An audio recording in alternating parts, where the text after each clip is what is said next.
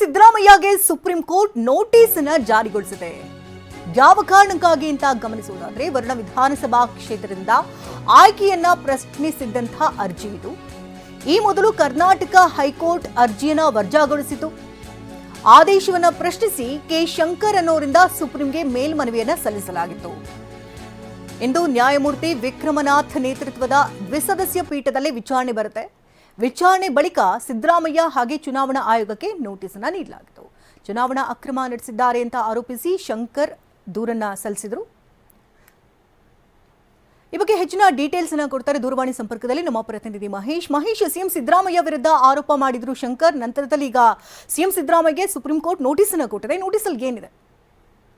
ಹೌದು ಶಕುಂತಲಾ, ಸಿಎಂ ಸಿದ್ದರಾಮಯ್ಯ ಅವರಿಗೆ supreme court notice ಜಾರಿ ಮಾಡಿರುವಂತದ್ದು. ಏನು ಪ್ರಮುಖವಾಗಿ ವರುಣಾ ವಿಧಾನಸಭಾ ಕ್ಷೇತ್ರದಿಂದ ಆಯ್ಕೆಯಾಗಿರುವುದನ್ನ ಪ್ರಶ್ನಿಸಿ ಏನು ಅರ್ಜಿ ಹಾಕಿರುವಂತದ್ದು.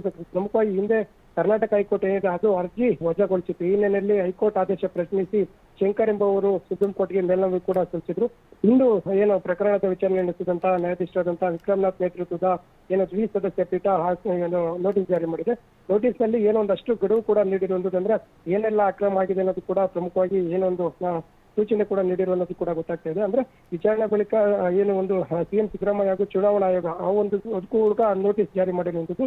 ಸದ್ಯ ಚುನಾವಣೆಯನ್ನ ಅಕ್ರಮವಾಗಿ ನಡೆಸಿದ್ದಾರೆ ಒಂದು ಆರೋಪ ಕೂಡ ಸಿದ್ದರಾಮಯ್ಯ ಮೇಲೆ ಇರುವಂತದ್ದು. ಈ ಹಿನ್ನೆಲೆಯಲ್ಲಿ ಸದ್ಯ ಈ ಒಂದು ಆರೋಪ ಕೇಳಿ ಬಂದಂತ ಹಿನ್ನೆಲೆಯಲ್ಲಿ ಕೆ ಶಂಕರ್ ಎಂಬುವರು ಅರ್ಜಿ ಸಲ್ಲಿಸಿದಂತೆ ನೋಟಿಸ್ ಜಾರಿ ಮಾಡಿದೆ.